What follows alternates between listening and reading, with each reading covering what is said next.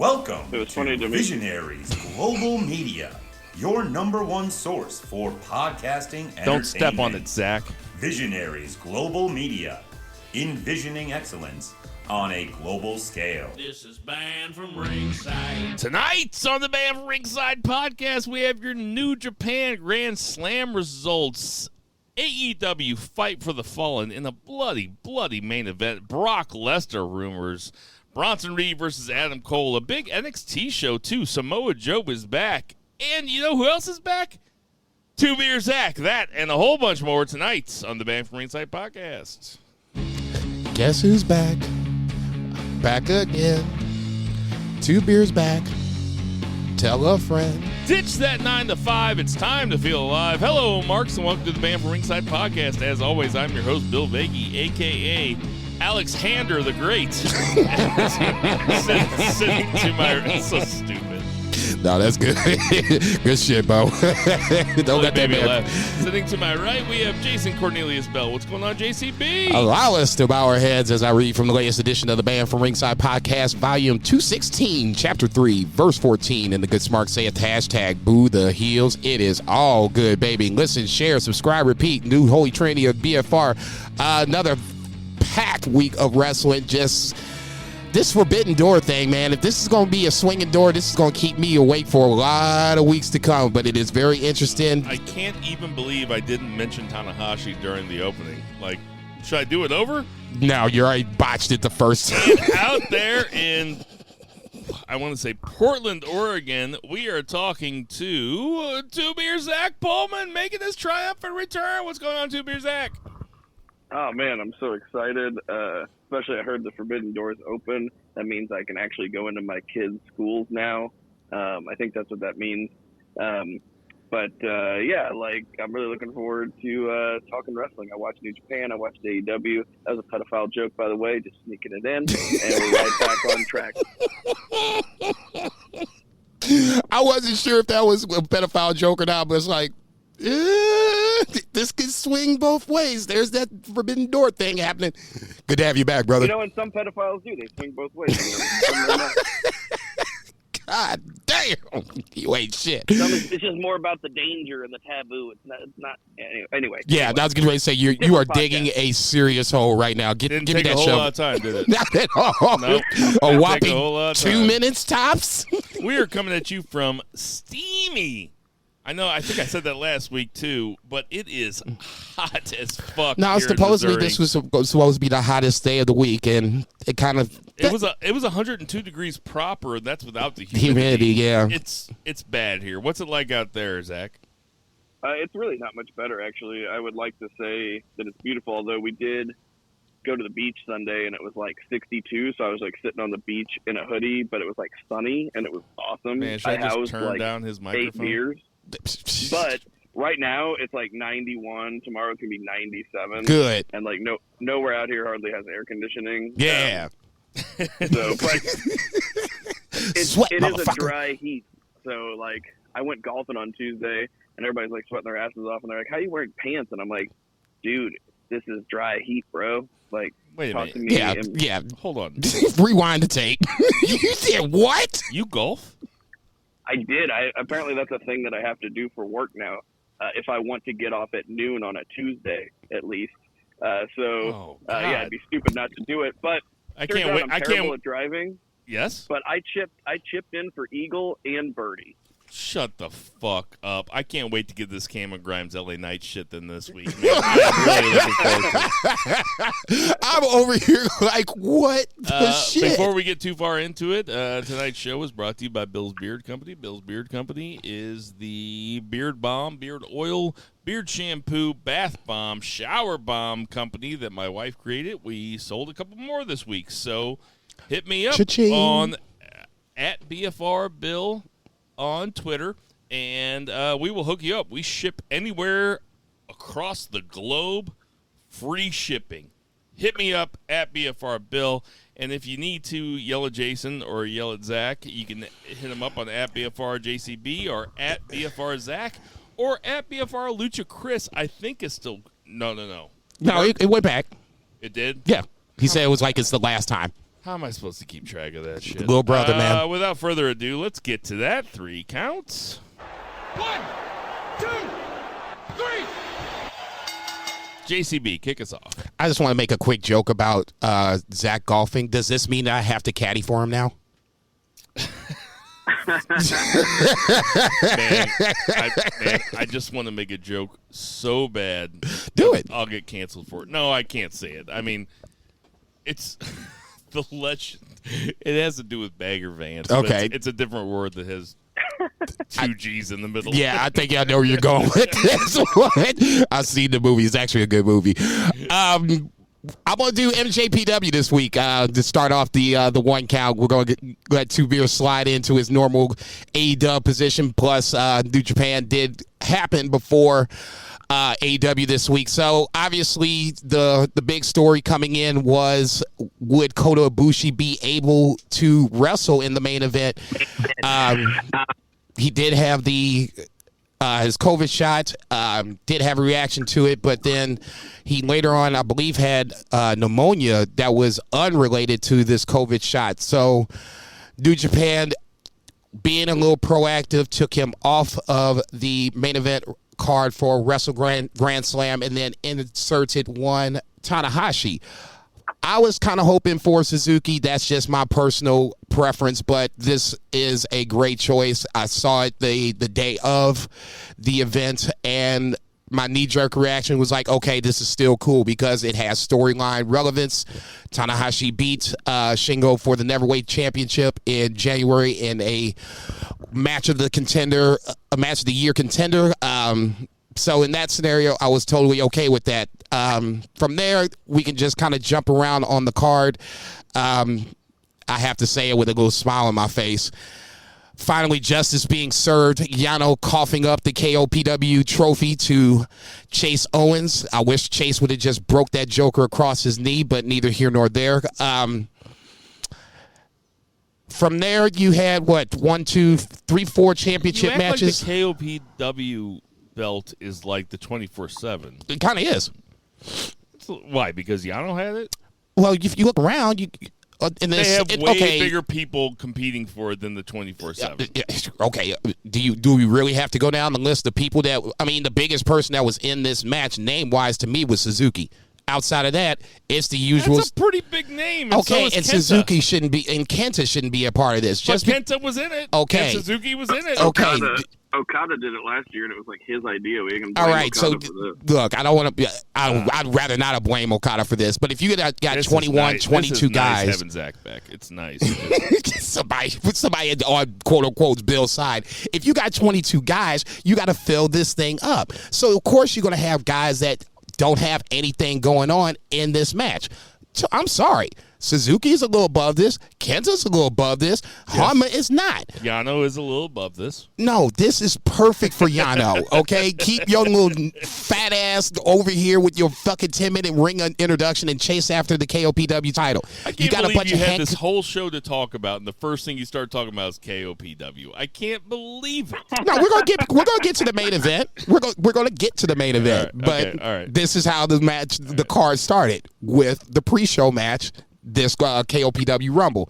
From there, I would guess the curtain jerker, for lack of a better term, would be the mega coaches in Taguchi and Rocky Romero going after the junior heavyweight tag team titles against, El Phantasmo and Ishimori. Bullet Club.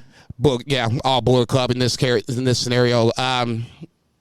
Bullet Club retains. Obviously, fuckery comes about, but I think that's just Bullet Club, but I'll kind of complain about that here in 30 seconds. From there, you had, make sure I'm saying this right, Robbie Eagles. Go ahead.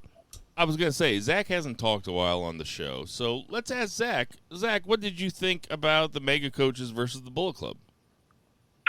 It was fine, typical Bullet Club stuff. I think it is weird to me. Phantasmo does a good job as a heel, but his whole shtick, his whole moveset is very babyface, and he does that comedy stuff that's the dick punches and stuff that's kind of heelish. But really, it would be so much more fun watching him as a Robbie Eagles type babyface, kind of foreshadowing, what happens next year. But yeah, it was totally fine. I tell you what, the first couple matches, this is the first wrestling I've watched a lot of, really sat down and watched in weeks and weeks and weeks. And I was so happy to turn on New Japan and log back in. But that KOPW shit was not doing it for me. And then this match was okay. Yeah, it wasn't. The KOPW stuff is not good. It is WWE, NJPW shit. Yes. But I'm assuming you watched Despie versus Robbie Eagles, though, right? Oh yeah, and that match was really good. Lot of fun. Robbie Eagles, it's cool that they're behind him because he's such a talent. I'm sure he'd have been around more often if not for the pandemic, and been in this position already. Him and Will Ospreay, the Birds of Prey, was an awesome tag team. But he did a great job here, selling the knee the whole match, even though he's a high flyer. And, there's something to be said about it. I think he did a good job of always making you aware that he was aware that his knee was supposed to be sold, even whenever he was doing all of this crazy flip dive and shit. Jason, what do you think about Robbie Eagles versus El Desperado? Surprise, surprise. I've been calling for Despie Hiromu for weeks, and now here's the Adam Wainwright 12-6 curveball. I like the match. I love the fact that Robbie Eagles is the fly in the ointment to get from what I want to where I think they ultimately end up going. The match was really good. I love the fact that Eagles tapped out Desperado. I thought that was, to me, that's a huge deal. If you're going to win the title, that's one thing. If you're going to win it by tap out, that's something totally different. I mean, it was not even, it wasn't even fuckery involved. There was no Kanemaru anywhere near ringside. This was a straight up clean win. So you got to give it up for Robbie Eagles in that scenario. And Hiromu has already put his hat in the ring. He threw his hat in the ring before the card even started, saying he had next. So Robbie Eagles, Hiromu on, I guess that's 9/5 at Labor Day weekend at MetLife Stadium. So you got that for the junior heavyweight title. Despie versus Robbie Eagles. Yeah, for sure. Despie versus Robbie Eagles was just an ideal undercard match that you want on a 5-match show, which this was. And I'm just going to tell you, this show fucking ruled. There was not a whole lot of stuff to be down about, KOPW aside. The next match was Okada versus Jeff Cobb. And to me, Jeff Cobb, as a guy who hasn't been in NJPW very long and is kind of making his moves through NJPW, this match was a breakout for him, if you ask me. He was tossing Okada around. He was doing his thing where he's a big guy that can do a lot of different things. Okada beats him on pretty much a roll-up. I mean, it wasn't a schoolboy because it's the Becky Lynch move that she pulled on Shayna Baszler at WrestleMania. I call it the Bret Hart pull on British Bulldog. Yes. Yeah. But it looks like they're not done. Oh, no. If you're going to win like that, you're not done. Zach, what did you think about this match? Oh, it ruled. I mean, their last match was good, but this one was next level because Cobb has really stepped up his character, gained a lot more confidence. Just that whole thing of him, calling Okada young boy and then proceeding to do Okada's moveset. When he did the drop kick, from the mat to Okada sitting on the turnbuckles for Okada to fall out, that's what Okada does. And Jeff Cobb's a big boy to be getting that high with a drop kick, and it was super cool. And yeah, slapping him, throwing him around, it was awesome. I've hung out with Zack before. Roll-up. He's also a big boy to be getting that high. But you ain't shit. You ain't shit. I swear to God. I'll piggyback on what Two Beer was saying about Jeff Cobb stealing Okada's moveset. With the Rainmaker pose, Jeff Cobb tried to do the Rainmaker, the actual Rainmaker move, and Okada missed, and that kind of set up the finish. Then I watched, I guess that was the 727 show, I guess that was earlier this week. Jeff Cobb attacks Okada after a tag team match, and drags him back in the ring and hits the Tour of the Islands on him post match. So yeah, even if you didn't see that 727 show, you kind of knew that the way this match ended with Okada getting that kind of like flash pin, for lack of a better word, that this wasn't over. Jeff Cobb just reaffirmed the fact that it wasn't over when he attacked Okada on that 727 show. Sonata and Naito, fresh off. Now, we didn't get to talk to Zack about the title change, I don't think. No. But Sonata and Naito, fresh off winning the tag belts, give them back immediately. And I have to say, I said that about the last tag team match that I had, that was the best tag team New Japan match that I'd ever watched. I'm not saying it's the best of all time, but of the ones that I've watched, right, that was my favorite. I don't know if this one was better, but it was equal. It was good. Zack Saber is out there doing some things, man. Well, I mean, this is, fingers crossed if Daniel Bryanson is going to jump into AEW. This is one of those dream matches. Zack Sabre Jr. is legitimately one of the best wrestlers in the world, and I don't think there's even a question about that. For me, I don't even think he carried this match, but just for the fact that you were waiting, at least I was waiting for Zack just to blow up. Get pissed off, be that petulant child that Kevin Kelly likes to call him from time to time, and have dangerous techers lose because Zack couldn't keep his cool. And that wasn't the case. Do I like the hot shine of the titles? No. Do I get why post-match? Yes. Zack, what do you think? Yeah, the match itself, so I think that it suffered a little bit for me because I didn't get the chance to watch the last one. I know they've been wrestling. I've been keeping up with it. I am a big fan of all of these dudes, but I know it's the Tokyo Dome and stuff, but I was just this match dragged for me just personally, right? I worked 11 hours yesterday. I was all over the place, and then had a few beers, during the day. Well, let's be fair also. It was a fucking long match. Yeah, I thought it was almost 30, 35 minutes, something like that. I think it was 38. It was okay. It was 38. 38 That's minutes. a long tag team match, and for the style that they were wrestling, it makes it a little longer. If it was more high flying, in and out of the ring, kind of Young Bucks-ish, okay, 38 minutes might not seem as long, but there were times where that was a long match. It's a long match. That's the only problem with that. And for me, it's not a problem because I'm used to 5-hour New Japan shows. So for me, 38 minutes for a match ain't shit. Go ahead, Zack. Sure, and I was excited to be watching again, but at the same time, it just kind of was a slog for me, especially after two really tight 20-minute matches. No, for sure. Eagles and Despie, and then Cobb and Okada. Not a huge criticism. It's the Tokyo Dome, even though there's only 5,000 people in there. It's the goddamn Tokyo Dome. And I don't have any complaints about the next match being 38 minutes at all. That didn't feel but at the same time, it didn't feel like 38. It did and it didn't. So. Are we cool with the Techers getting the tag belts back? What's the booking? What is the idea behind that? Listen, I never know the idea behind the tag belts in New Japan. I think yeah, right. I don't think there is a plan. As carefully as they plan out other stuff, I don't think there's a huge emphasis on the tag title. Well, then they should leave it on the Techers until one of them dies. Jesus Christ. Come on, man. I mean, damn. I love them.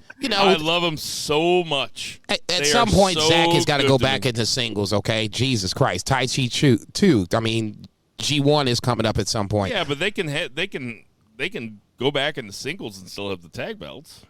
Ain't no reason they can't. Yeah, but I don't.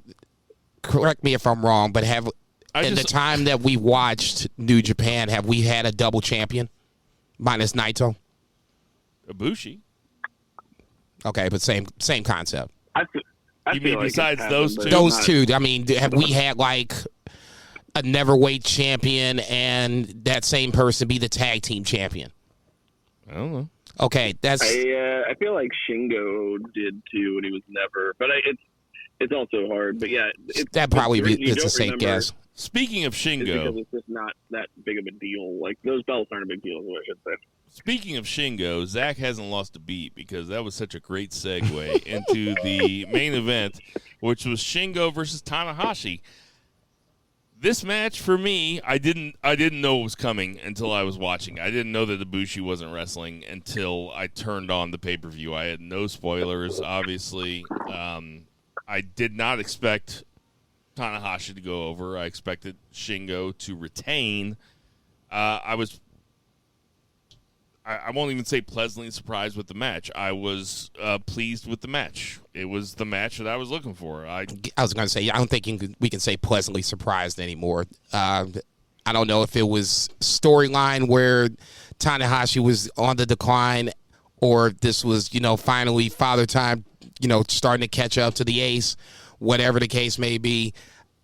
This was not about Tanahashi losing the step. This was Tanahashi acting like he was getting ready to pull the upset of 2021 if you've kept fucking around long enough. The Kamigoye spot I thought was really well done. It was a nice little, callback to Ibushi just to, say, hey, we thinking about you. But, yeah, at the end of the day, it was kind of like a Roman Reigns match on SmackDown or a WWE pay-per-view. You knew who was going to win. At that point, I'm just trying to get the best story possible out of this. And then from there, you had Evil come out, and I'll just save that for a little bit later. Go ahead, Two Beer. What did you think? I mentioned this actually the last time I was on the podcast very shortly. I was like, eventually they're going to have to cross paths because Tanahashi had that win over him for the Never, and it was a fantastic match. Like, I think it was January 30th. It was just one of the best matches we had seen that year, even though we had just seen him, Tokyo Dome, the January 4th show. No shit. And it was awesome. And so you knew it was coming. You didn't know it was coming this time or at this time. But, I mean, what a better substitute. I mean, Tanahashi's on my Mount Rushmore as one of the greatest ever. Pulled New Japan out of the ashes. And the dude is in his 40s. He still looks great. He still sells better than anybody in wrestling. And, I mean, I'm going to shed a tear the day that he has a Tokyo Dome match and doesn't go high-five flow from the post to the floor. And this is like the safest one I've seen in a long time. Shingo caught him flush, and he did not slam his knees into it. But, my God, like, there's nobody better at the Tokyo Dome than Hiroshi Tanahashi. And him with the potential of, now that he's flying into the United States, like, working these matches with these American dudes. He's going to be doing a match in California. I guess that's where the Lance Archer match will be. But then John Moxley cut a promo. Okay. I don't want to get too far ahead. No. We can sidebar to that for 30 seconds because that was something that I was kind of tripping off of, where they said on the AEW broadcast that the winner of that match was going to face Tanahashi, and they were going to go to Japan to do it. Then I saw the NJPW Resurgence, I guess, advertisement, for lack of a better word, where it did say that, this was going to be in LA and Tanahashi and Lance Archer was a part of the card. I guess my question is, where the fuck is this match going to happen? I'm pretty sure it's happening in Strong. Right. I'm almost positive. But they did either misspeak or maybe plans changed, but they did say on the air just last night that it was going to happen in Japan. But this makes way more sense because it's a lot easier for Tanahashi to come here than it is for somebody to come over there. I mean, especially right now with what's going on over in Japan. I'll just say this. I love the fact that this is why I love New Japan, because what happened in January isn't forgotten in July. Okay. This was not something obviously they planned, and they had to come up with some sort of, replacement opponent on the fly. I mean, how can you be mad about Tanahashi? And I'm not saying anybody was mad here, but just, a rhetorical question. You just can't be mad about Tanahashi being in the main event at this point.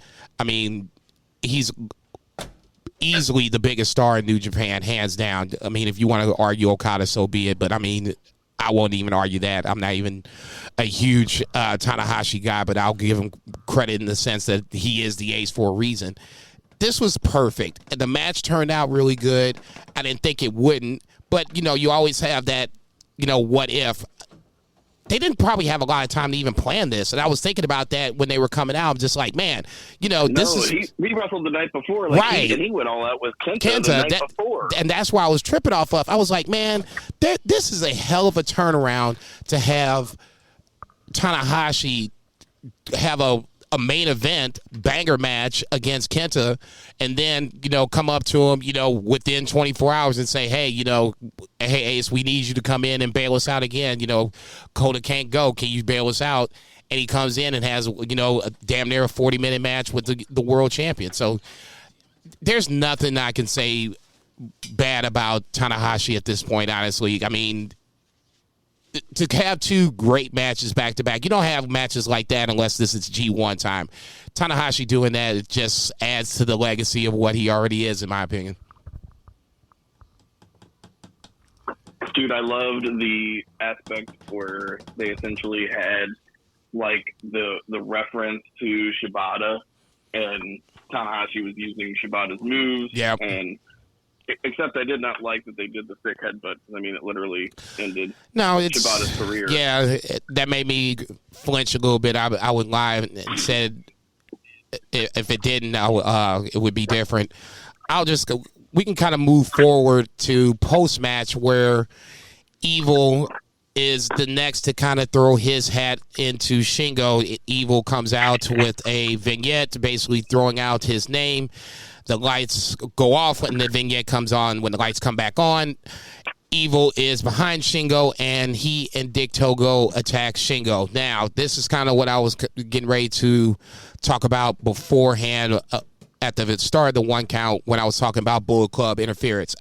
I'm always the one to say that, this is Bullet Club. This is just what they do. It kind of is what it is. I just have a problem with Evil being in this spot just for the fact that I've watched him in whatever kind of match it was, whether it was singles or tag team, 6-man, whatever the case may be, where he's been on the bad side of these losses. Okay, well, not saying he's taking pins or look bad, but he's just, he's been losing a lot up until this Ishii match. And obviously, once again, with this Ishii match, there was major fuckery going around with Yujiro and Dick Togo getting involved. I guess here's a two-part question. Number one, are you okay with Evil being the next guy in line? And number two, how much fuckery are we going to have in that world title match? Dude, at least they have like a story of history where, Evil turned on LIJ, so at least like there's something of like a grudge match, but like they made it so I don't even want to see Evil on my TV. So I'm not super thrilled about it because there's a lot of guys that could face Shingo and have fantastic matches, and Evil of 2 years ago is one of them. But this current incarnation and the way they book it is not. It's my least favorite thing about New Japan wrestling. And, I'm glad that it's 999 yen, no matter how many shows I watch. I don't have to pony up any extra money for that one because I wouldn't do it. I'll just say this. Evil is like the Goldberg of New Japan right now. I don't think he's going to win, but the fact that he's in this match kind of scares the shit out of me a little bit to where I could, if it happens, I'd be real, real pissed off. Yeah, oh, man. He ain't going to win. I said that about Naito when that shit happened, and all of a sudden I was up at 4 a.m. pissed off at the world. That's what we said when Goldberg faced Kevin Owens, too. Mm-hmm. No, it's not. We knew that Kevin Owens was going to lose to Goldberg. We all knew that. Did we? I still hated it. Yes. Oh, man. I think it was my worst angle of the year at the Beefers.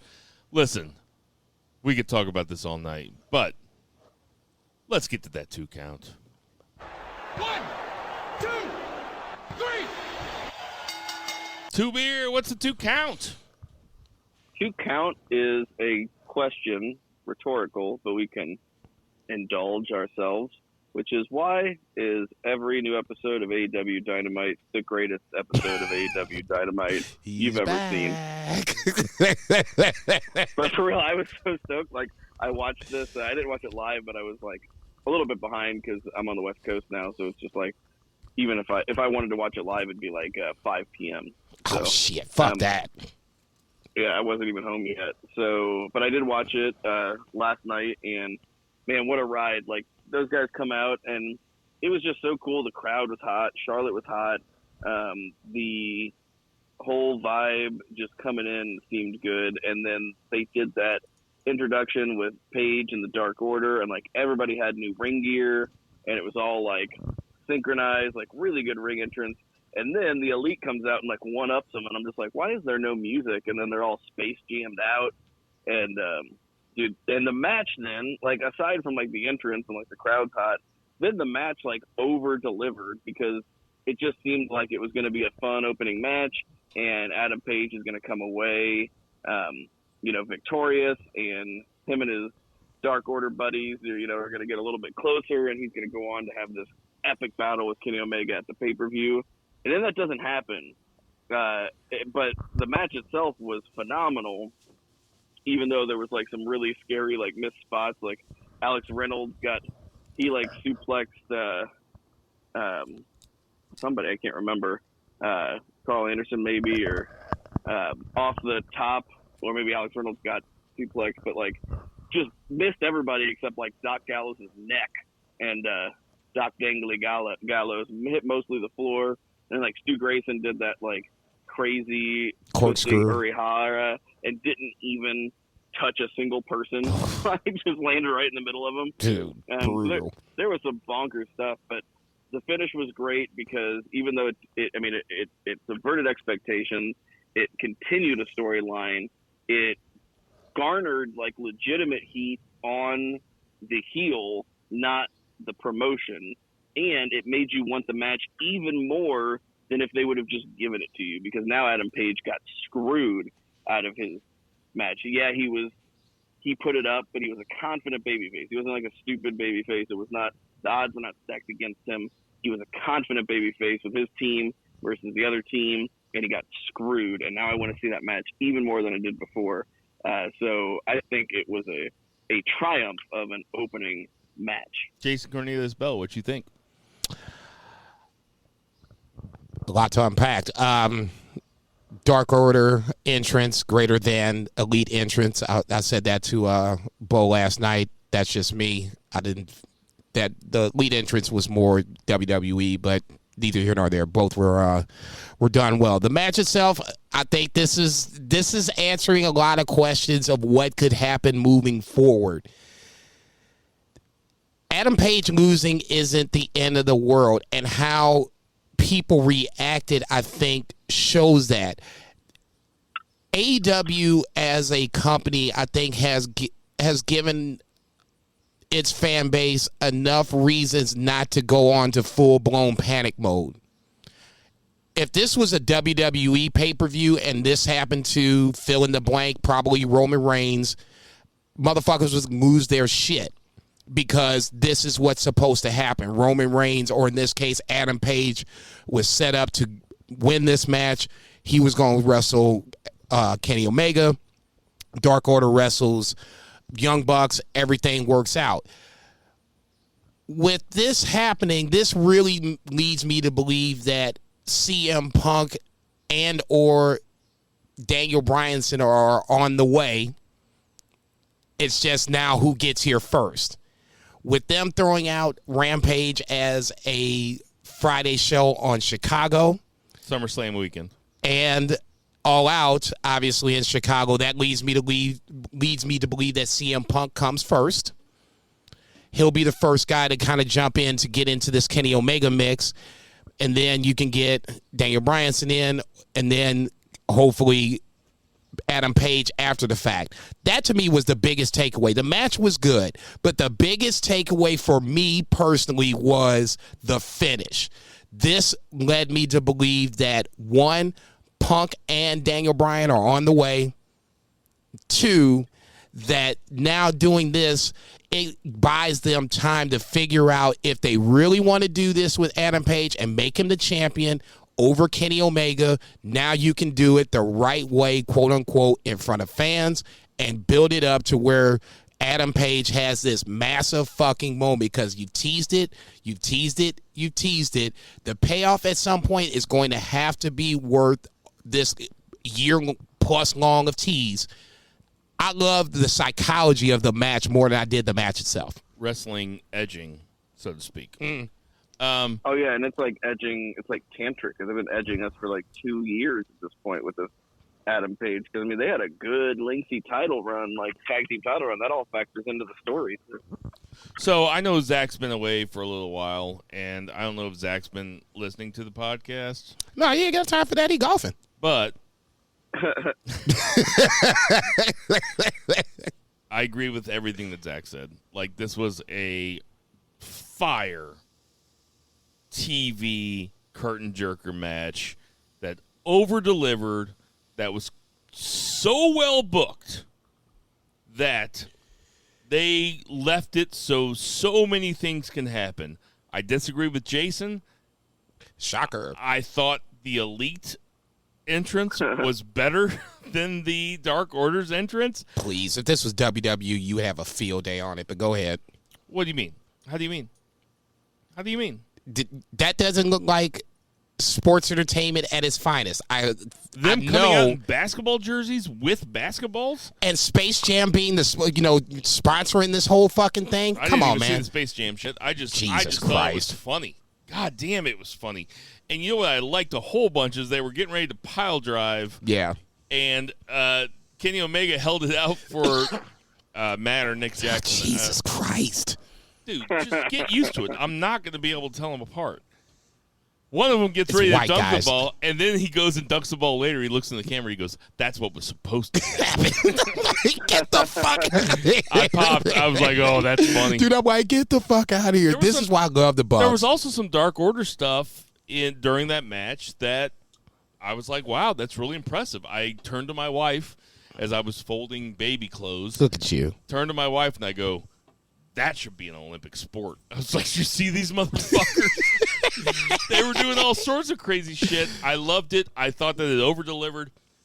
Stu Grayson. I thought that the finish was so smart to have Hangman versus those three guys and to have Hangman kind of get the better of him, but he can't go over. He gets one, but he can't get all three. I thought it was perfect. It lasted a half hour.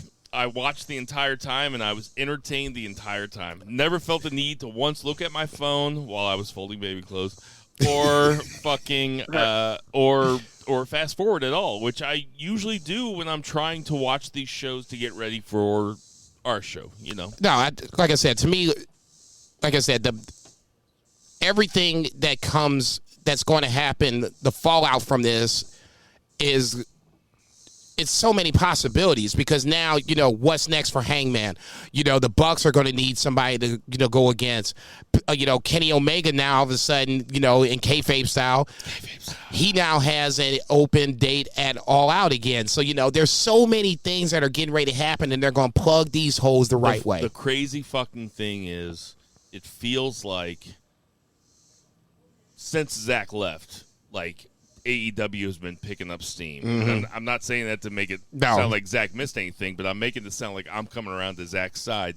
That AEW is picking up steam, and boy, if they fucking not to call you boy, sorry, that's not what I was trying to do. If they what the fuck?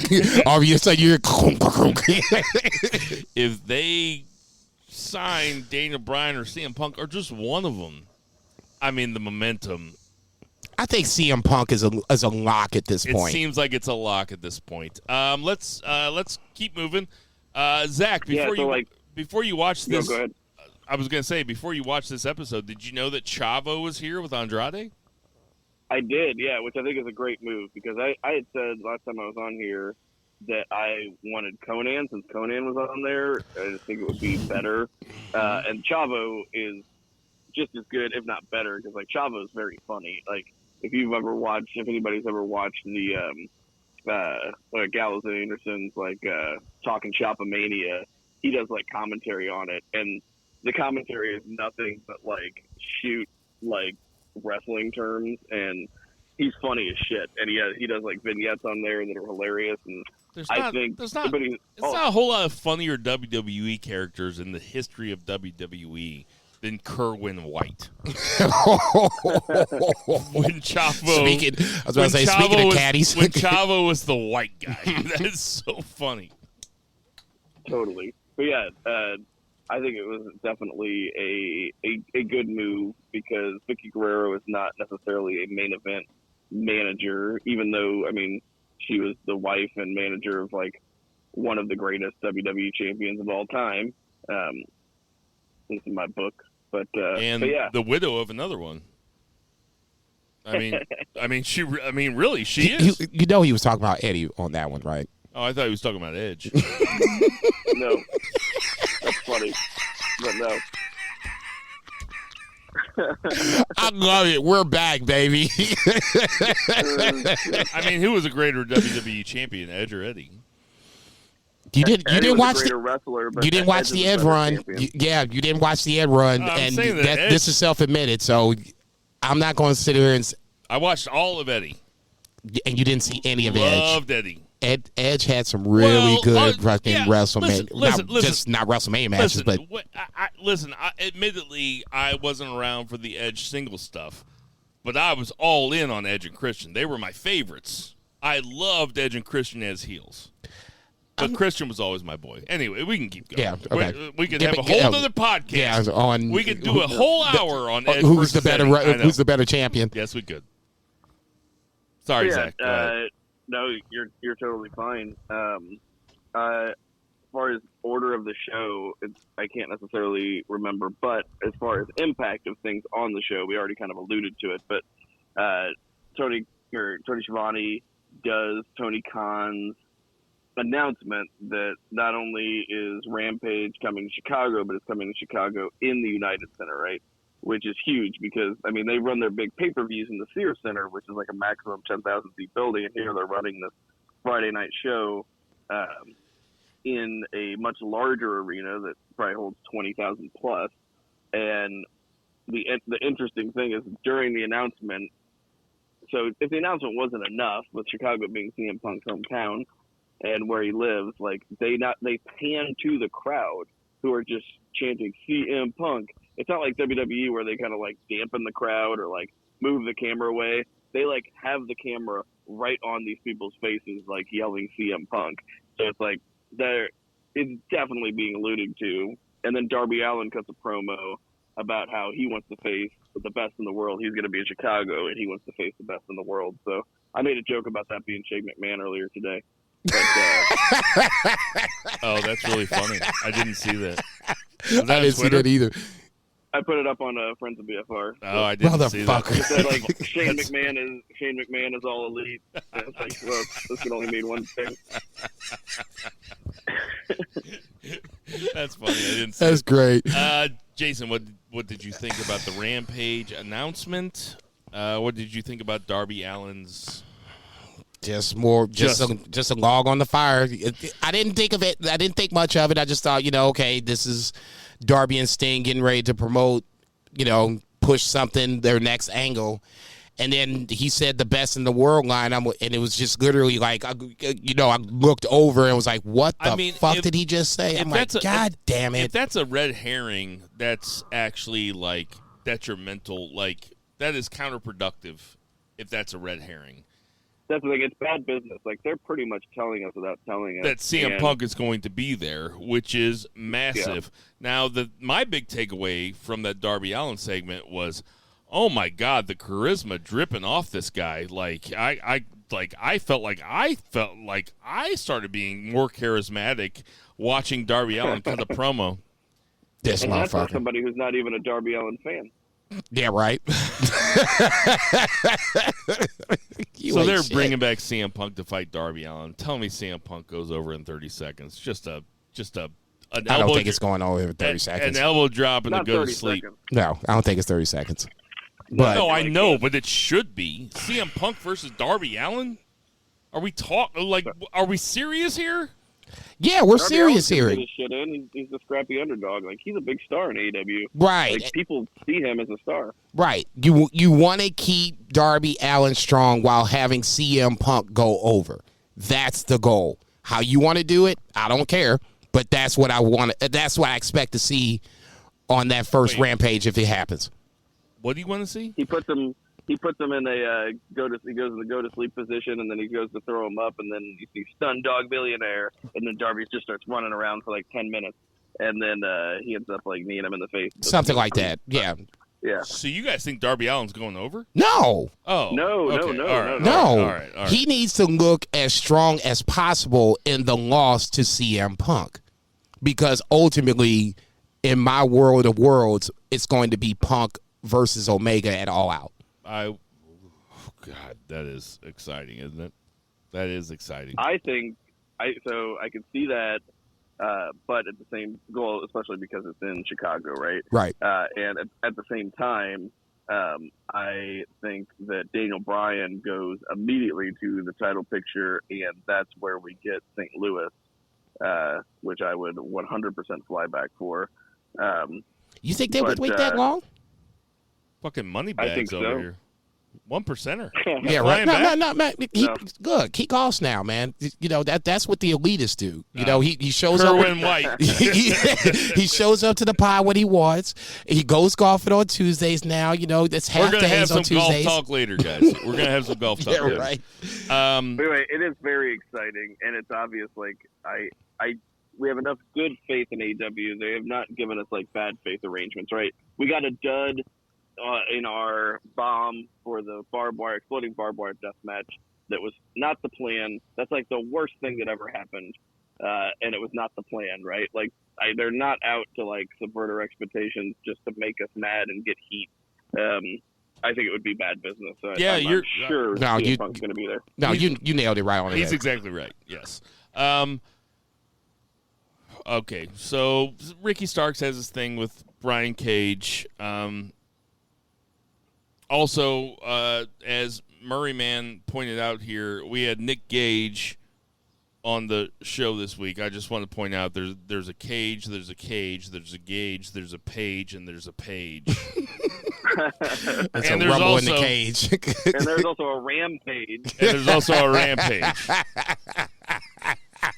Fucking AEW gumbo up in this motherfucker. Goddamn. It's a cosmic gumbo. No shit. Zach, have you watched the new I Think You Should Leave? Oh God, like multiple times. You remember when the Santa Claus is starring in that show and he's like, it's a cosmic gumbo. People need to watch that. Tanahashi shows up. I popped again. I popped twice in the first 45 minutes. I'm like, what the fuck is this? Of a televised wrestling show. Like, AEW is firing on all cylinders. I'm like, wait the fuck. Wait. But we are really in uncharted territory here in terms of American wrestling and the way Jay White shows up on Impact. We have all this shit going on, and now Tanahashi says that he's going to fight the winner of Hikuleo and Lance Archer. Did I say that right? Yes, you did. Hikuleo. I know we talked about this a little bit last week. I guess that's the right Bullet Club guy to send over to have Archer go over so that you can get to Archer Tanahashi. Is Archer Tanahashi happening here or happening in Japan? We were just talking about that. I think it's going to happen here. It's an NJPW strong event, and I believe that's going to have Jay White versus David Finlay on the card as well for the Neverweight Championship. So I'm going with the fact that's going to be in L.A. They made a mistake on the AEW program, and they said that the winner would have to fly to Japan. That's where people were like online, Hikuleo's going to win because it just makes sense. He has the New Japan ties, which Lance Archer does as well, but neither here nor there. Match was fine. To me, Only one of them's been in the G1. only one has been in the G1, so I get more so to why I champion Lance Archer so much. The match itself is fine. I know we're not even talking about the match, but just Tanahashi just popping up out of nowhere with no no warning, no nothing. This is the territory days all over again, and there's a lot of people that weren't even alive for the territory days. I was a young pup to remember the territory days, but you would always have, guys that would pop up from Mid-South to, I don't know, and it was fill in just, the blank. It was just Flair selling for them all. Yeah. And always making these guys look over. The Mid-South strong guy, Flair would come in, make them look good, and then Flair would leave, go to, St. Louis, and he'll come here and make Ted DiBiase look good. Then he'll go fly over to fucking, Atlanta or whatever to NWA, and then, back to home base. You could almost say that Flair paid his dues. A little bit. Zach, what do you think about Tanahashi? Oh, man, I got goosebumps. It was so cool to see him on American TV. I mean, second time we've seen him on Dynamite, but the first was just like a little, this was just a little promo video, but this had intent, right? But then my goosebumps, amplified whenever Jon Moxley cut his promo, which, dude, I legit had, just standing goosebumps. This guy's just going off, and he's so good. And he tells such a believable story and makes everybody look good, including himself. But he's just going off about how Tanahashi's been ducking him. He's like, I held that IWGP championship for months. He's like, the minute I lose it, he's like, now you're coming Incredible. to play. He's like, incredible. It was just perfect storytelling. Incredible. I'm like, man, Jon if you stop and think about it, it's a 500-day reign with not a lot of, championship matches in between. You know what else? It makes that Jon Moxley interview that he did on, what was it, Colt Cabana? No, when did he do that? No, it was on Jericho. Okay, sorry. I was getting ready to say, CM Punk did Colt Cabana. Right. When, by the way, if CM Punk goes back to AEW, oh Jesus, are they? Yeah, y'all gonna hug it out or what? Right. I'm gonna assume he's not gonna be in the Dark Order locker room. No. Right. But it makes that Jon Moxley interview with Jericho kind of hit so much harder because Vince knew enough to know that Jon Moxley was special, and Jon Moxley. But Vince still wanted to have control over what Jon Moxley did. But Jon Moxley knew enough about himself that he bet on himself. He was like, if I leave, I know exactly what I'm going to do. And Jon Moxley is the best promo in the business right now. I mean, every single, even as a babyface. And also, JR has said in 2 consecutive weeks. Last week he said, nobody's ever reminded me. When Jon Moxley and Lance Archer had that match, he said, nobody's ever reminded me more of Terry Funk. And then this week he said, nobody's ever reminded me more of Stone Cold Steve Austin. That's funny because I've said the Terry Funk thing before because of just the believability. You saw Terry Funk, and Terry Funk was just, for lack of a better way to say it, I know it's 2021, but Terry Funk was just a fucking man, right? And, he did what he told you he was going to do. Even if he was a heel, he would sometimes not really chicken shit it, not like Flair, but he would just, take the shortcut and, take his payday. But, yeah, so good. I think he was our Wrestler of the Year last year. It's hard to argue. It's him being the most well-rounded. Kenny's great at what he does. Kenny's a great promo, and he does the extra stuff to make his character go over. His stupid facial hair right now is my favorite thing in wrestling. But yeah, every time Moxley's on the screen, I feel like I'm have rapt attention. Right? He's Whether the only in the guy. ring, He's the only guy that does those backstage promos where the camera's just hanging out with him, and he just cuts a promo at the camera, Drinking a flask. Yeah, usually I'll fucking, whoever it is, I'll be like, okay, all right, whatever. Even Miro, who I'm a mark for, I'll be kind of half paying attention. But if Moxley's on screen for 90 seconds, cutting one of those 90-second backstage promos, you better believe I'm watching the entire goddamn thing. I know we're going to jump past Miro because it was just another promo. I'm not going. He did say vengeful god and a double jointed wife. That popped me. That was my favorite. This motherfucker. That's what I was getting ready to say. Every time that Miro does do one of those promos, and it's been a lot in the last 2 or 3 weeks, we haven't seen him wrestle in a hot minute.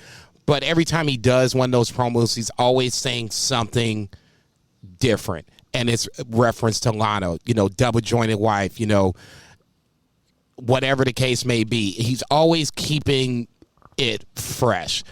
Even though it's the Redeemer gimmick, and we need to start seeing more of that moving forward. I like the fact that he's keeping his promos fresh. You're never going to hear me say anything bad about Miro unless I see something bad from Miro. I'm just saying, I like Miro this much, and Moxley's better. No, and I don't even consider I'm not disagreeing with that. I don't even consider myself a Moxley mark. I'm just a wrestling guy, and Moxley's he's almost like. I guess there's Moxley marks out there. Like, I'm a Moxley mark, but I just don't consider myself part of his. No, I get what you're saying. Army, no, I get what you're saying. You're a Kevin Owens guy. That's how fucking good he is. If we had to put a line, who's your favorite wrestler, we just got to move you to the Kevin Owens line. It's not that you can't appreciate what Moxley Kevin does. Owens, Fandango, Kurt Angle. Okay, there you go. No, nothing wrong with that. You can appreciate what Moxley does, and he does great. You need to just wrap all those up into one super wrestler called Kevin Fandango. Dude, I'm interested. DM me. Slide into my DMs. He only wears new boots every time. He's new boot goofing every match. So it looks like we're getting Tanahashi Moxley at some point. I mean, we're at least sign me up. We're at least getting Tanahashi. We're getting Tanahashi Lance Archer for sure. Now, I guess there's the question. Which is exciting. Yeah, I'm all for it. I guess this is where I'm a Lance Archer guy that much, and I really would want to see Archer Moxley one more time, but Moxley doesn't throw out Tanahashi's name for no reason. It makes sense. I wouldn't be surprised. Like Zack said, AEW hasn't done the audience bad since they've started. And that's why, like I said at the beginning. The only time they subverted expectations, they actually, in terms of they were teasing us for Matt Hardy being in charge of the Dark Order, and then all of a sudden they were like, nah, fuck you guys. Actually, Luke Harper's in charge of the Dark Order, and then it was even better. So, yeah, Tony Khan, as a guy who is a fan, who's younger than at least me and you. I mean, he's probably about Zach's age. God damn. He's got that much money. You would fuck it up though. You'd put the belt on Ezekiel Jackson. Where's the black guy? Don't act like you could book like Tony Khan, you motherfucker. Where's that black guy? No, anyone. Bring him on up front. All right, so then Cody and Malachi Black. I don't think that we've talked to Zach about Aleister Black showing up in AEW and being Malachi Black. Zach, what are your thoughts? They've done it right. I mean, they've allowed him to keep his mystique. He hasn't had a match yet, so he went right to the top because Cody's one of their top stars. He's an EVP. Also, it makes perfect sense. Cody's going to do the Go Big Home show. So just like whenever Luke Harper, Brody Lee destroyed him for the TNT title and set him out to pasture, so to speak, and laid him up on the stretcher, and we were all like, "Whoa, that was awesome." I think a similar thing is in order here with Malachi Black, and I mean, they've done it right. This is how you do a new guy that people are high on and that you're high on. You don't pussyfoot around. You don't let him lose to fucking Jeff Hardy in 2 minutes. But yeah, somebody watched Raw last week. The plan. I know, Jason, we're probably coming odds and ends for main roster stuff, but if Jeff Hardy didn't have COVID, the plan was for him to lose again. So instead, they gave him Keith Lee to win, which didn't. We'll get there. We'll get there. So, looks like next week we're having Cody versus Malachi Black. Hey, listen, it's my job. I know. Go. Do you think I'm over here in the corner being pissed off because just let me do my thing for 30 seconds. We're gonna have Cody versus Malachi Black next week. Now, speaking of WWE, Brock Lesnar, when he shows up after WrestleMania in 2011 or whatever, right? Cena wins the Extreme Rules. Sting shows up in WWE. Triple H goes over Sting at WrestleMania. There was one more I was thinking of. Is there any chance that Cody goes over Malachi Black next week? Not at all. I would be really surprised if he did. I know I picked the boxer guy last time for the last pay-per-view. Anthony Ogogo. Anthony Ogogo. But, I would never have been able to come up with his name. when Zack said the boxer guy, I was like, yeah, I know exactly who he's talking about. Like that's why I'm here, guys. Don't worry about it. Guy that didn't go over. Asshole. Yeah. And in hindsight, that was a bad pick. But this would just be bad business, especially because Cody's going away. Like Cody's going to win and then just like saunter off into the night, like keep banging his mega hot wife. Like no, he needs to be injured. Not really. I just want to see him work injured on the way out. I agree with one thing that Zack said very seriously. Cody Rhodes hot. Cody Rhodes is really hot. He's mega hot, She is mega hot. No, Alistair Black. Malachi Black needs to come in and handle it. Joey said she's the hottest woman he's ever seen in real life.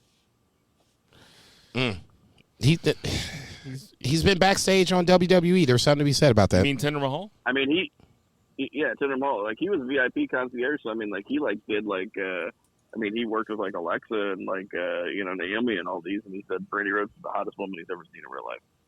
Hottest woman I've ever seen in real life is my wife. She's not behind you, by the way. Oh, well then then it's this chick that I went to high school with. You ain't shit. I banged her in 2000. Oh God. Hey, what's up, Julie? Yeah, right. Did I say, get us back on track, motherfucker? My wife doesn't listen to this. No, she does not. We're talking about Cody and Malachi Black. No, I was going to say, I was over that. I wanted to talk about FTR and Santana Ortiz. What happened to Cash Wheeler? Speak on it. Goddamn great looking match. Like, we've been waiting for this match forever. Right. And it's marred by injuries. I mean, shit happens. No, shit does happen, and it was a bummer. But once again, I think this goes back to what I was saying about the AEW fan base in general.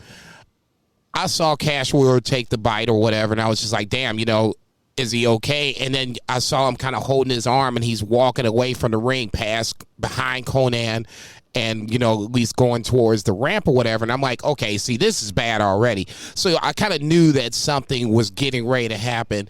The finish, I think, was a finish where they were like, okay, just bring it home type shit. Quick finish or whatever the case may be. FTR wins. But I don't think this was meant to be obviously the way it was supposed. I think the finish was supposed to be FTR wins because it's going to be one of many matches. It was really a trip how Cash Wheeler bid it, and then they had to kind of make this match on the fly where you can see where the spot where they do the suplex, and then I guess that's Cash Wheeler does the leap off the top rope, the old power and glory finish or whatever the case may be. I love that shit. That's why I like FTR, man. They do callbacks to great tag teams, and I'm not saying Power Glory is a great tag team, but that fucking finisher, that's one of my favorite finishers. They do stuff like that to keep me invested. It was just sad to see how that match ended, but like I said, ultimately, I know this is just a chapter in the long story of FTR versus Santana Ortiz. Well, they can get another week out of it. I mean, they got stadiums to fill. They got ratings to pop. I mean, I'm anxious to see it again. Like I said, I've been waiting a long time. Now we want to see it even more because we want to see it once he's all healed up. So have they come out with it's almost fortuitous. Have they come out with to say what happened to him? He just got gashed, and I mean, he bled a lot. Right. But it was a cut. I think he was like stitched up and then fine, but it was like I don't know if it opened an artery or something, but it was bleeding like a lot. But yeah, he stopped the bleeding. got it stitched up, and yeah, so we should be good to go. Ugh. Nasty spill, but under the circumstances, like I said, ultimately I think this is going to be one of those things where FTR and Santana and Ortiz, they're not done. I was going to say they built it up to this point to where now we're at the fact that we're having matches against each other. One of these guys are going to have to face the Bucks at some point. So, I mean, we're going to have to get this storyline going on. Well, yeah, they're not. Oh, yeah. They're not done, and I don't think anybody wants them to be done. Let's see these guys fight forever, or at least the next 2 pay-per-views or so. So let's fast forward to Jericho versus Nick Gage. Okay. Interested to hear what you guys have to say. I'll just put it out there. This is not my type of match. I didn't necessarily like it very much. What did you think, Zach? Not my favorite type of match. I have a little bit of intrigue. I feel like it's like I kind of got to be in the mood for it, right? It's like incest porn or something. It's not every day, but every now and then. Yeah, for what it was, I mean, it was a really good incest porn. I mean, really good death match.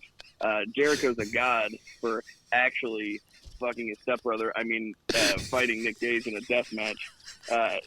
He did all the stuff, the light tubes, stuff. I mean, like, you would not expect Chris Jericho to do, because Chris Jericho ain't doing anything that Chris Jericho ain't doing, right? He just ain't doing it. Jesus like, Christ. it's Chris Jericho. And he's just like, light tube, yeah, pile drive the end of that glass, pizza cutter. And I just loved how they sold the pizza cutter. Like, Gage, like, comes out and slices his arm with it, and you immediately see, like, Jericho, like, holding his arm, but he's actually gigging his own arm. He's, like, bleeding. He's like, son of a bitch. And then they do the shredding to the head. I mean, it was a lot of blood. It was crazy that they did it on live TV, like free TV on cable TV. But, yeah, not my cup of tea, so to speak, but definitely it added to the story, gave me a lot of respect for Jericho to do that stuff.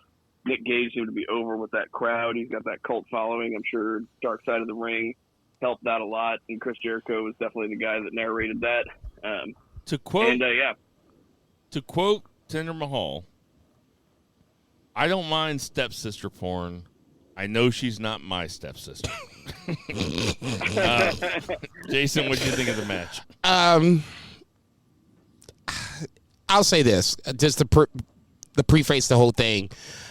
I watched the Matt Cardona, Nick Gage, GCW title match. I guess that was the Saturday, the weekend before this AEW match, because it got a lot of a pub on Twitter. Little brother Lucha Chris was talking about how he was kind of invested into it.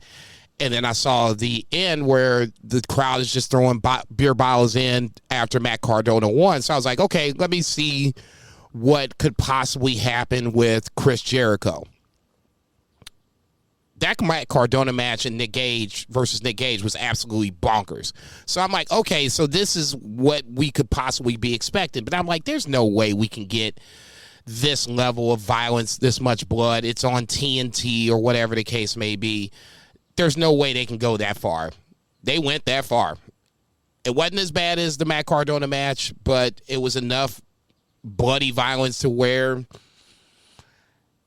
I liked it. I can't say I would be lying if I said I didn't like it, just for the simple fact that for the big picture, it once again it's getting other promotions involved and trying to help everybody out. The match itself was a death match. Either you like death matches or you don't. For me, this was good. I like the Matt Cardona match better.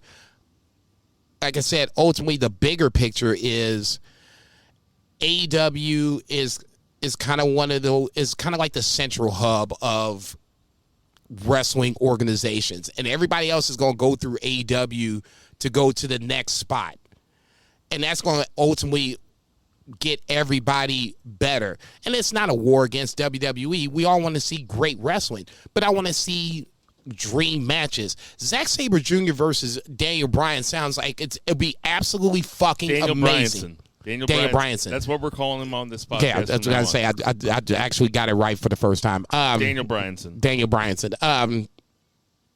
That sounds like a dream match. Tanahashi versus Moxley. That sounds like a dream match. Even though we did see it in New Japan, but fuck it, I'll take this shit again. Jay White versus Kenny Omega, possibly. That sounds like a dream match. So, I mean... Unfinished business. Right. So, I mean, that to me is ultimately what I'm taking away from it. It's not even the fact of the death match itself. It is what it is. Like I said, you like it or you don't. It's the fact that now they did the one thing that you're supposed to do as a promoter. If you're curious enough to say, hey, I like this. Who's this Nick Gage guy? Let me YouTube him. And then you start to and then that's how you reel people in. No doubt. That's all they did. Yeah, that's honestly, the point. WWE doesn't do enough of this one-shotting because, like, they should, like, bring in people every now and then also to make them seem like a big deal, and they don't have to can't go take care over. of their own big deals on their roster. Listen, we started this podcast 1 hour and 15 minutes ago, and we started this podcast in general 4 years ago. We started this podcast 1 hour and 15 minutes ago. We haven't spoken about WWE once. It's because Sprinkles. I mean, sprinkles, sure. Everything's connected, right. But I mean, they're not doing what the wrestling fan is looking for, and I know that WWE isn't going for the wrestling fan. WWE considers themselves to be like fucking Jungle Cruise or like Jumanji 2 or whatever. But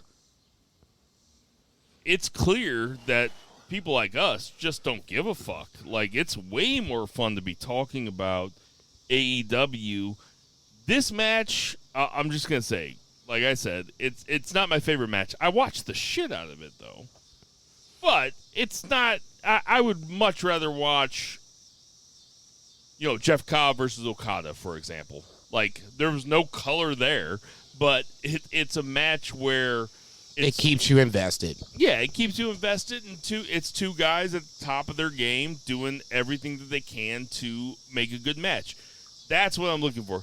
Chris Jericho, I think, fancies himself this guy that can do all of those things. He's going to have to do it next week. He's got to come off the top rope to beat Juventud Guerrero. We got Juvi coming in next week. The thing about Chris Jericho is that he's just... I kind of think about these death matches, and I kind of think about Nick Gage, and I think about New Jack, and I think about these death match guys, and I'm like, well, that's a way to make up for not being that great of a wrestler. Like, you can... But I also think that it's super punk rock to do it, though. You know what I mean? Like, I like them going on TV and being like, you know what? We're going to do a death match on TNT at 8:45, and we're going to see how far we can push it. I like that part of it, too. They are TVMA, so that gives them that little leeway to go that route. That doesn't matter. No, it does matter. It does matter. This is why... WWE. How many parents do you think are like, oh, this is MA? I'm not going to let my kids watch advertisers. It's more about advertisers. Okay, and that was kind of more so to my point. That's why there was all those dildo commercials on my TV last night. No, there was a Domino's pizza commercial after fucking Nick Cage card fucking Chris Jericho up. It went to picture in picture. The first fucking thing was Domino's Pizza. I damn near fell on the floor. I'm like, man, hell no. I don't know if this shit was planned or not. Thank you. They'll watch it online, and then the ads were just geared towards that Domino Pizza commercial came up. I was like, dude, I'm dead. I am fucking dead. Why these do all motherfuckers these talking about commercial? Keep sucking my dick. I'm like, man. I think that was an Onion article one time. Like I said, at the end of the day, I think this is more so about the bigger picture. The bigger picture is All Out. The bigger picture is getting GCW on the map. If you didn't know what GCW was, I would love to see Matt Cardona slide into AEW and do that, or go on Impact and bring the GCW title there. Impact would be perfect for the GCW title. I mean, come on, they throw tax down at a drop of a hat. It'd be a perfect place to have that. Omega take Mark Cardona's GCW. Okay, if you're gonna be the belt collector, be the belt collector. So I mean, there's so many options for AEW and anybody like AEW to do things that they want to do. And that's gonna do it for our 2 counts. 1, 2, 3. All right, so the 3 count of NXT Tuesday night. It opened up with Thatcher and Champa versus Pete Dunne and Oney Lorcan. I love all 4 of these guys quite a bit. I didn't love the 5th guy that came in and made his presence known, which is Ridge Holland. Damn, dog. What? I mean, the dude came back from injury. I mean, what the fuck? But he was sloppy and pretty dangerous before he went away, though. Like, he hurt himself, right? And then he hurt a couple other guys or almost killed a couple other guys. He's just not my favorite wrestler. Oh, you're a big Ridge Holland mark? Yeah, I'm gonna be a Ridge Holland mark for the rest of this Jesus segment. Christ! I mean, damn. It's funny. The only pop Bill wanted to hear on Ridge Holland's return was the pop of another. Would have been nice. No, to me, it's what could have been. Okay, Ridge Holland was supposed to be the 4th guy when Pat McAfee had to jump in and take over for their feud on against the Undisputed Era. He's green. He is green, but this is the place that he's supposed to be. He's going to be heavy. It was a nice way to protect Champa and Thatcher in the loss. You reintroduce Ridge Holland, and from that point on, when Danny Burch comes back, now you have the faction that you were supposed to have a year ago, whenever it was, when they were supposed to go against Undisputed What do you Era. think, 2Beer? I didn't see this, but yeah, I mean, it was unfortunate timing for an injury. It's never a good time for an injury, but it was unfortunate for Ridge Holland because he could have spent the rest of his time practicing because he is green and he's not Pat McAfee. So, He doesn't have the charisma or the talent. That's pretty scary. That's pretty scary. That's pretty scary that you said that. You're a Ridge Holland mark. Okay. No, Mr. Ridge Holland. I'm getting you a Ridge Holland shirt for your fucking birthday. November 20th. I know it, motherfucker. Zach, what do you think about please. Zach, what do you think about Hit Row? I think they're the hottest thing on NXT, which baffles me on why they beat them, and I shouldn't be baffled because that's what they do.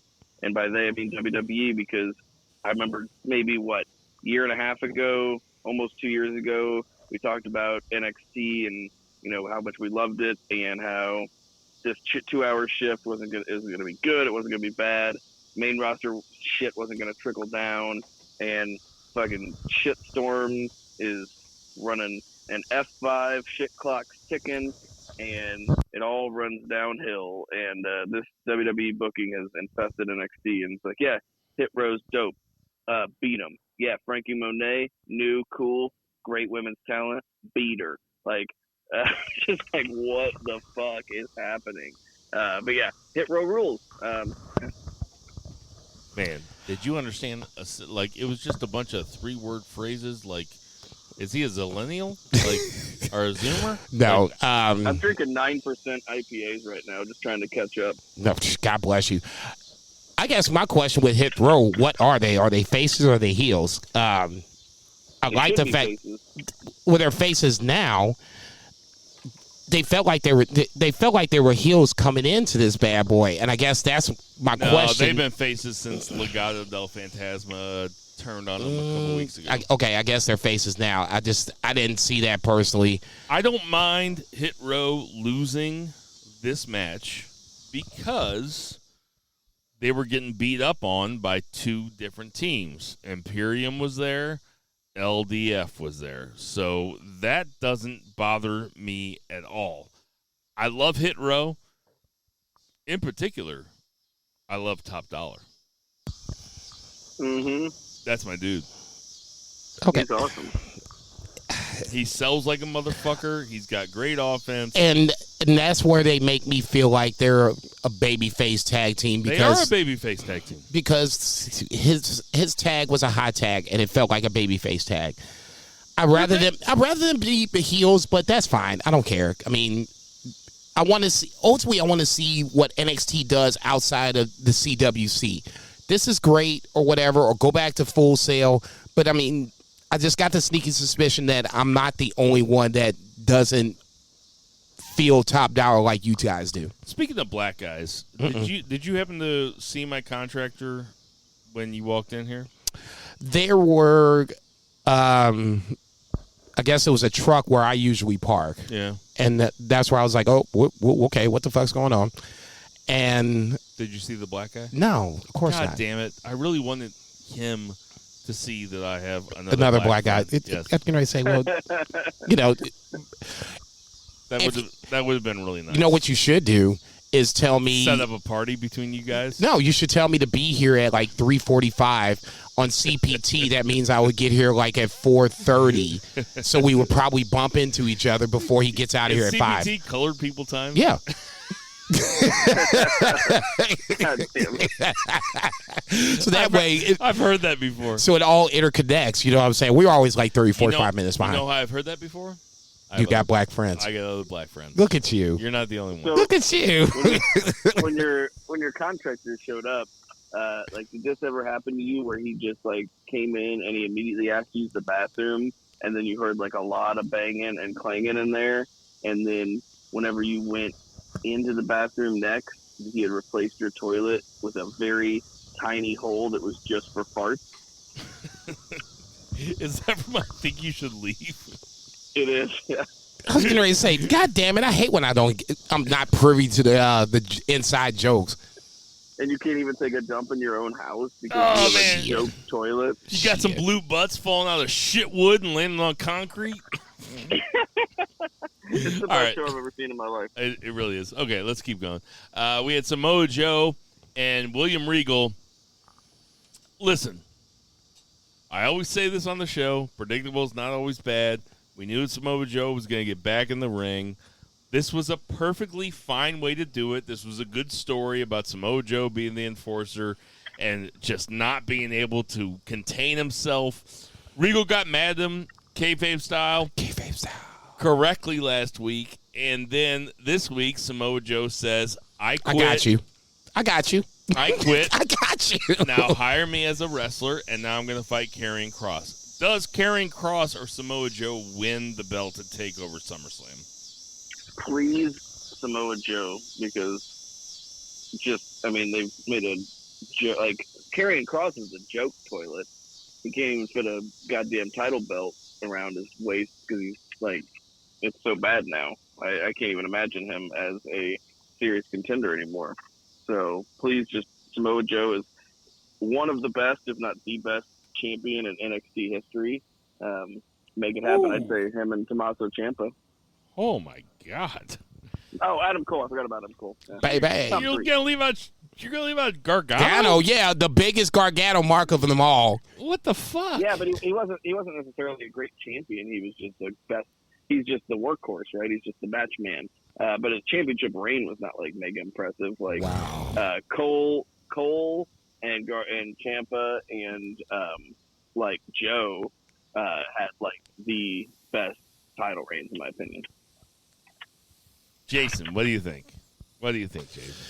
I had to take a hit to, get me. I can't believe the biggest Johnny Gargano mark of all time said that his title reign was not good. I mean, look, that'd be like me saying that the Pittsburgh Steelers were an average organization, okay? That blows my fucking mind. That's what they are. Are you? Yeah, your arms reach away from me, so that's a good thing. I like the fact that we have Joe versus Cross going on. The fact that you had this little hiccup that happened, I won't even say a little hiccup, that's just bad booking, that happened on Raw kind of takes away from me personally a little bit from this match, but I still want to see this match. Who should win? I mean, come on, man. This should be Karrion Kross without question. Easily. Yeah, but it won't be. Yeah, but who's he face after that? Pick somebody. Pick somebody. There ain't nobody else to pick. Like, they done fucked everybody up, and they're not Zack's building anybody else up. What, him versus Bronson Reed? They're going to start a grease fire?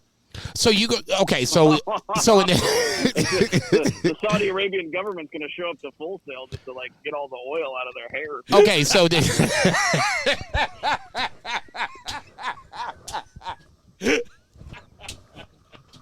I'm dead, dude. Yeah, right. So let me get this straight. So you're gonna go ahead and have that's one of the joke. That's one of the better ones we've had in a while. So you're gonna have Karrion Kross lose to Joe after Karrion Kross has already kind of just dominated this rest of this roster. Okay, so a couple things here. I didn't realize it until Zack said it, but he's right. There's nobody else to take him out.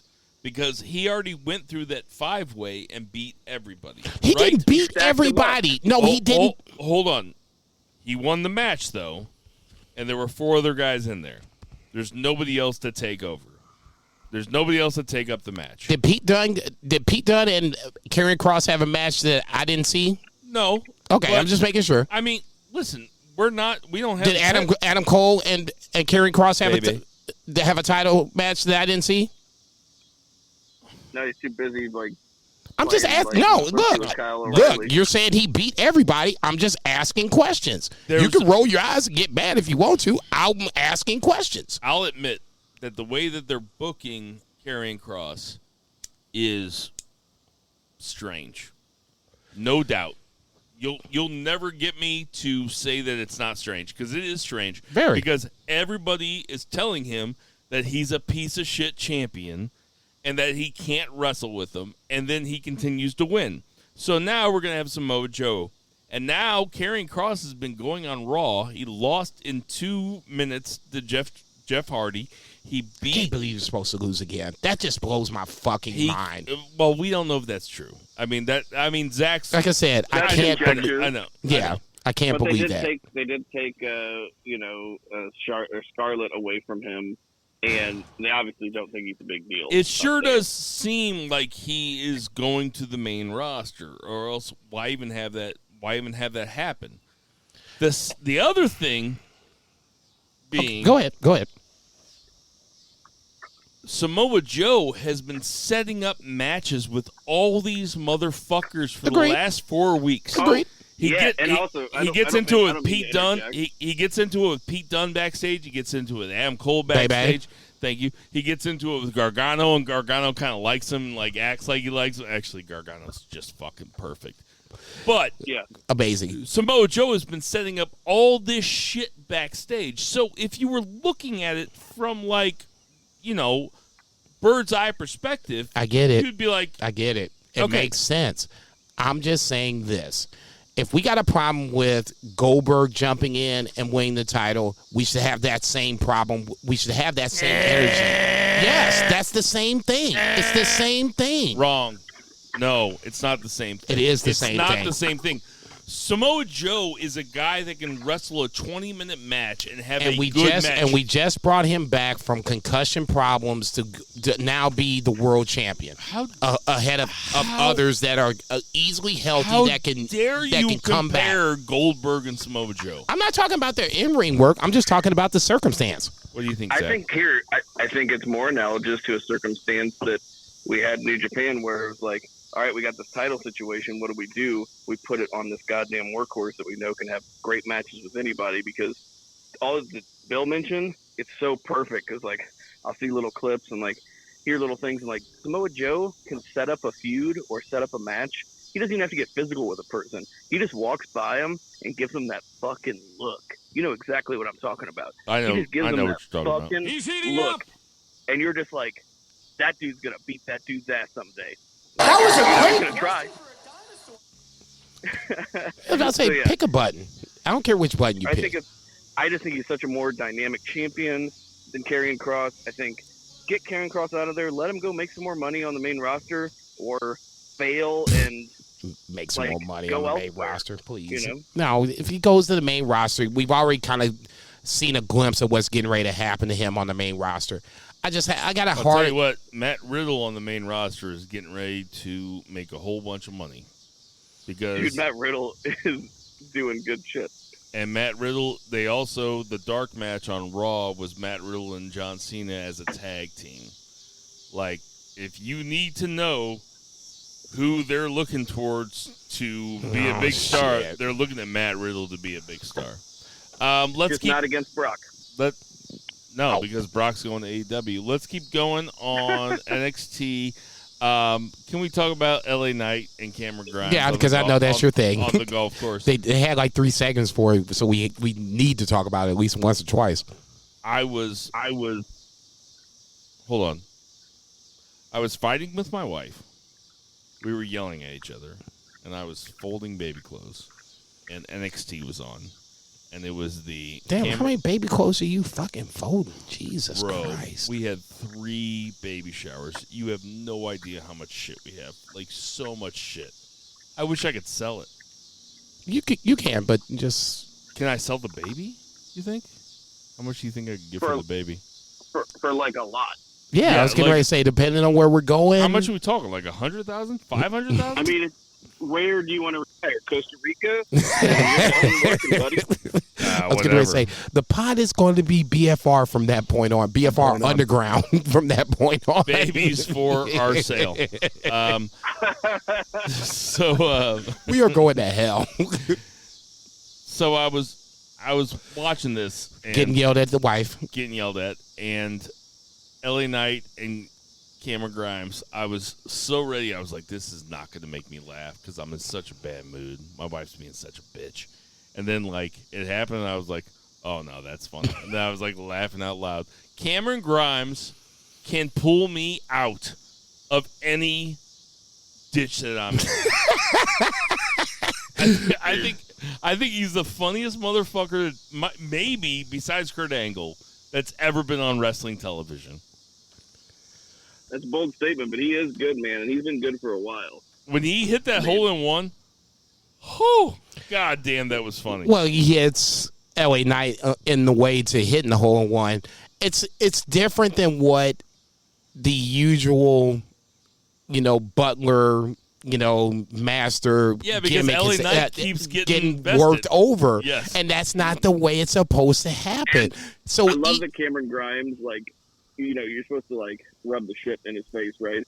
And he's just like, mow this lawn. And Cameron Grimes is like, I love mowing. Okay. Doesn't let it's like, this is like the one my grandma used to have. I'll mow this lawn in 30 minutes. And every fucking time, and like the final vignette when they were like, you had GYV come up, and now they're like, here's $10,000, So good. And I'm just like, okay, this is the one time that LA Knight should go over, quote unquote, and just smoke this ball over the pond and just be like, yeah, motherfucker, not so much. Plops it in the water again. I said this a couple weeks ago, and I'm not kidding.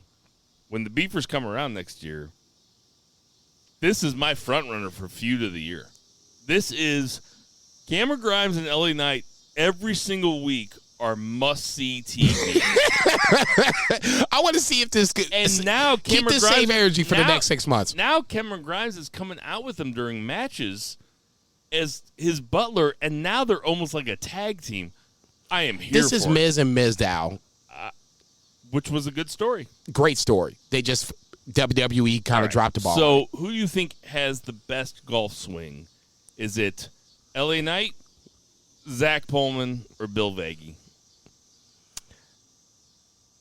You're left, correct? You're left-handed. Yes. You have the left-handed clubs? Yes. Okay. Do I have left-handed clubs? No, yes. Of course I do. Look, man, people are ambidextrous in 2021.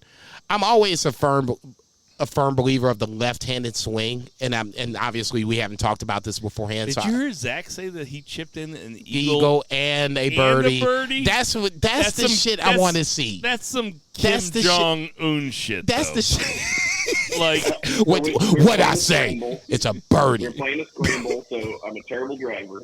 But they put it on the fairway, and I chipped in an eagle, and the next hole I chipped in a birdie. I almost died a high five. What I say, it's a birdie. Okay, it's a birdie. Three. Kim Jong-un, dude. Three. Par is 4. We're giving them the 3. All right, we'll keep it moving.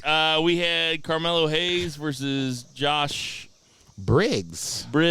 It was fine. Carmelo Hayes was going to go over the whole entire time. I'm glad you thought so. I don't even care what you guys think about that.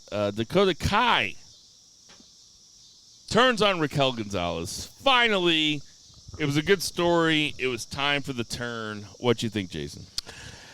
Considering what they have lined up past Dakota Kai, because I'm assuming that Raquel should beat Dakota Kai, Frankie Monet, others along those lines are going to be heels.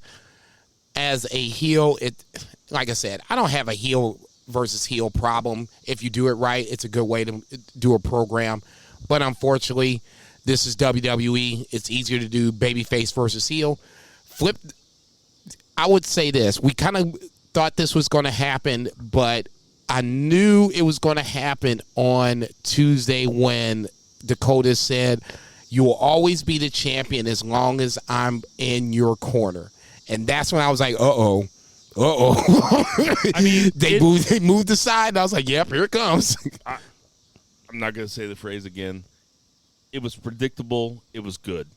It was a well thought out. It was a well executed segment. This is the match I want to see right now. Yeah, it was. This good. is the match I want to see. Zach, you there? Yeah, Dakota Guy's really good at turns, and this is Shawn Michaels Diesel from 20 years ago, 25 years ago.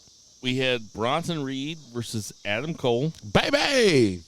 Adam Cole goes over. I didn't know who was going to win this. I got to admit, I was probably leaning toward Bronson Reed. Maybe that's naive of me, but Bronson Reed has a North American belt, right? No. Oh, dude. Dude, stop. Oh, Swerve has it? Hit row. Okay, never mind. Hit row. You know how much wrestling I watch? Hit row. Not as much as I do. Hit row. I'll just say this. I will agree with you that I thought Bronson Reed might win this, but ultimately I think Bronson Reed is one of the many that are on the way up. And then after the fact, when Kyle O'Reilly basically just lays the wood to Adam Cole, baby, after the fact, not WrestleMania, but TakeOver 36 is going to be a nice loaded-ass card. Zach, what do you think? Looks way better than the last TakeOver, although that isn't saying much. But at the same time, I am tired of Adam Cole, Kyle O'Reilly purgatory. I wish they would move on to do something, but I know that we're going to get a good match, so I'm not too mad about it. Are you in the bathroom right now taking a shit? No, but I am in the bathroom. I'm washing my hands. It's very cacophonous in here. I just smoked a cigarette. Now I feel very dirty, so I have to wash my hands. You gotta wash your hands. That's gonna do it for our 3 count. I'm done. Dead. Pick a button. Any button you want. That's gonna do it for our 3 count. 1, 2, 3. It's labeled and everything. JCB. Okay, so we had Rollins versus Edge. No. Can we talk about the Roman Reigns fucking promo? If we're going to talk about main roster, Roman Reigns calling out the John Cena missionary position is absolutely Comedy Central. That's right. The missionary position promo is what it will always be. It'll be known as the missionary position and promo. Once again, the Roman Reigns promo of the year, as far as I'm concerned, has Roman Reigns in this promo spot. This is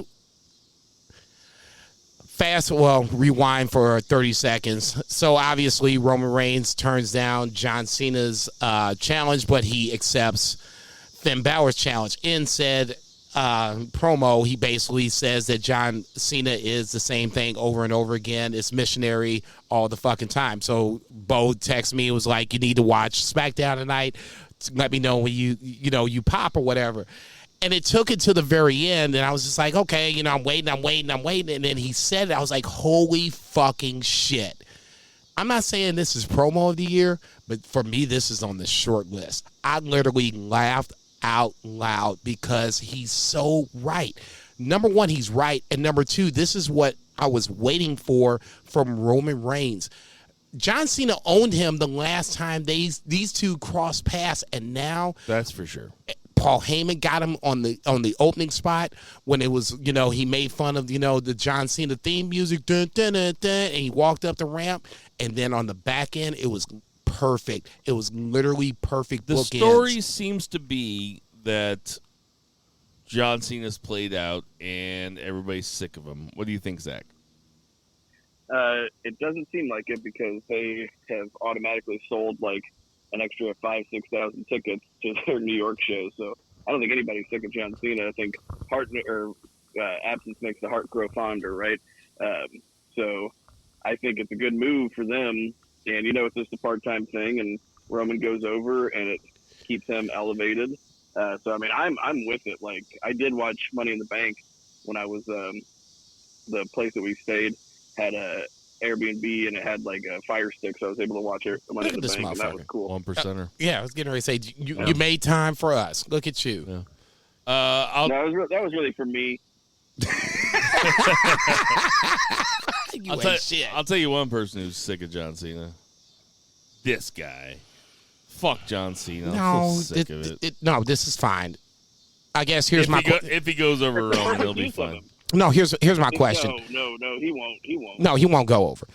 Would you rather see a straight up Cena versus Roman Reigns match, or would you rather see the Bill Vegas special Reigns, Cena, Finn Balor? Because as it stands right now, it's Finn Balor versus Roman Reigns. Is that a serious question? I know it's a serious question. It's not. It's a serious question. What do you think the answer to that I know, but I still need you to just check the box. My favorite Bill Vegas special match of all time involves John Cena, Brock Lesnar, and Seth Rollins. Yeah. Like, that's my favorite triple threat match of all time. And, of course, I'd rather see it because Finn Balor would be the only one doing any heavy lifting. Everybody else just be telling stories. I need some wrestling in there. Professional wrestling. TBZ, which would you rather see, the singles match or the triple threat? Triple threat and lead to the singles match because Roman's suffering from that same problem of who did you go against, right?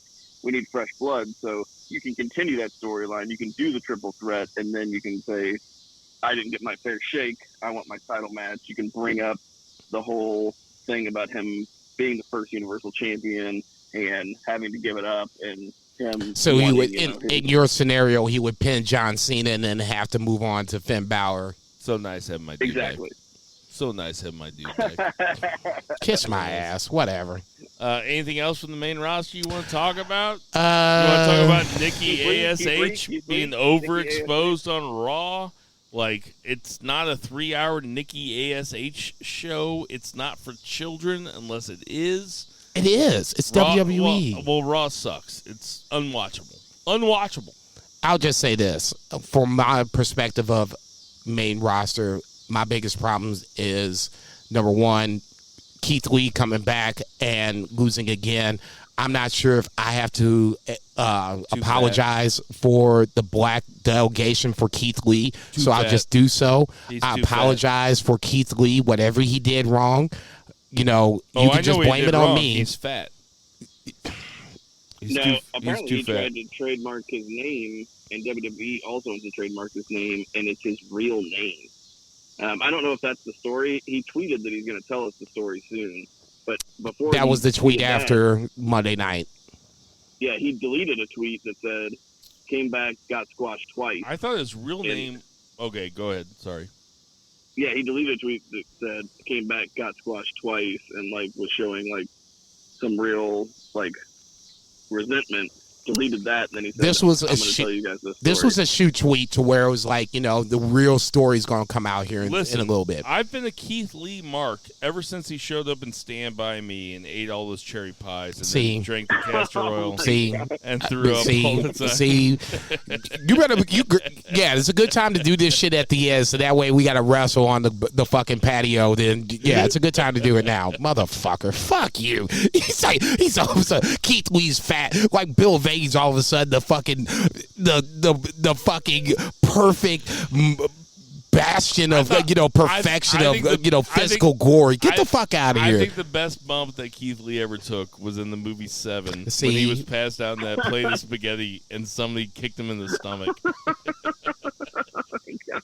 You ain't shit. Fuck. Okay, that's it. We got some birthdays this week.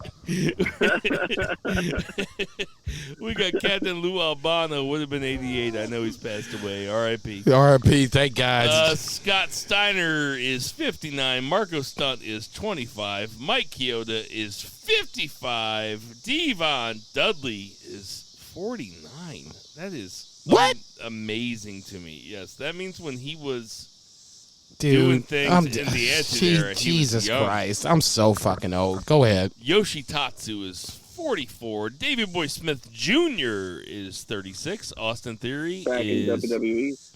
Austin Theory is 24. He is back in WWE. The aforementioned Damian Sandow is 39. Okay, I was getting ready to say he's closer to 40. God damn it. Dean Malenko is 61. God bless you, Dean Malenko. I love you, the man of 1,000 holds. And Frankie Kazarian is 44. Where was Frankie Kazarian and all that nonsense on AEW? That's a great question. For Bill's Beard Company. Check. Did they have a chapel at the arena? That's probably where it was. For Lucha Chris, for Murray the Murray Man Murray, for Tinder Mahal, for Vice, for Two Beer Zach Bowman, for Good to have you back. Bell. Double check for 2 Beer, check for your boy JB. Support your local weed dealers. Check. Support your local restaurants. Double check. Black Lives Matter. Double check. My name is Bill Vagey, and I'm your host. Double check. Everybody boo the heels. Boo!